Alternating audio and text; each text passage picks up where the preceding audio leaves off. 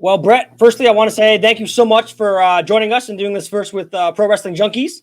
And what other projects, or if you want to plug away your social media and all that kind of stuff?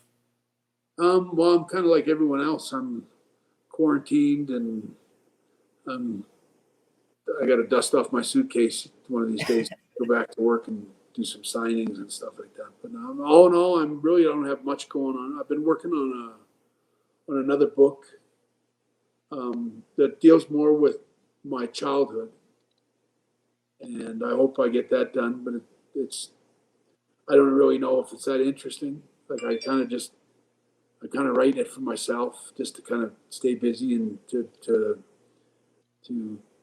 just kind of see if I can sort of bring back some of my memories. And they're not just childhood memories, but I remember my love of wrestling. You know, the love of watching. I watched a lot of the great wrestlers from Pat O'Connor and Luthez and Harley Race. And when I grew up, I was a real wrestling fan. I loved wrestling, and I think that's why I was as good as I was, just because I was a really serious wrestling fan, and I liked my wrestling serious, and I liked real good wrestlers, and I had a respect for the guys that were really good workers, Terry Funk and different guys that came through my dad's territory. But I remembered those memories, and I kind of thought about trying to write and sort of recreate what it is that I loved about wrestling as a kid, and bring back my just what I believed in wrestling and why I loved it so much, and then tie it in with my childhood stories about growing up in a family with 12 kids, and my dad's a famous wrestler, and just the whole sort of life that I had. I had such a great life, and I've been working on that for a while, but it's a long ways from being completed, and it may never get done. But I mean, I think that it's I got all this time sitting around here doing nothing. I might as well try to do something constructive. So that's something I'm working on. But I'm also doing an A&E documentary that they're doing a lot of different wrestlers, but they've been working on one with me. In fact, they come up here later in the week and we shoot some more interview questions.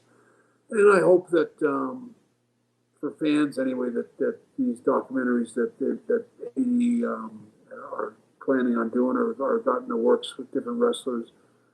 I hope mine is a really good one, and I hope that somehow it brings new life to fans that have seen me do so many interviews that they go, oh, I didn't know that about him. This is something different.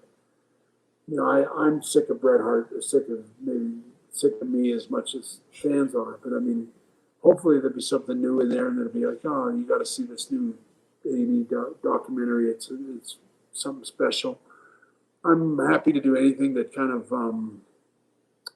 keeps me alive in the wrestling, keeps fans remembering. I know a lot of fans that are watching a lot of the old, the old matches back off the network and stuff, and I'm actually grateful for that. I love the fact that people can put on old matches of mine and watch them back, and I'm glad. That was one of my big fears a long time ago when I knocked Vince McMahon out after the screw job, is that they would erase every match I ever had, and nobody would ever see them again. Kind of like Chris Benoit.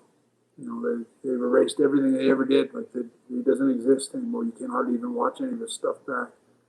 And it's a horrible thing, and I don't blame anybody for that because of what happened with it. But with me, it's like for punching Vince McMahon and knocking him out cold, I would have bothered me for the rest of my life that somebody couldn't go back and watch the Iron Man match and say, hey, you got to see this match with Bret Hart and Shawn Michaels. It would have been lost to the ages. And, I'm proud of all my matches that I had, and I do look at them as great songs. And I think I wrote some of the greatest songs ever in wrestling, if that's the case. And I stand very proud of my matches and the guys I worked with. And, I have no problem putting myself on the Mount Rushmore. I'll carve it myself. You definitely belong there, sir. Thank you, everybody. And again, thank you, Bret Hart. Everyone have a great night.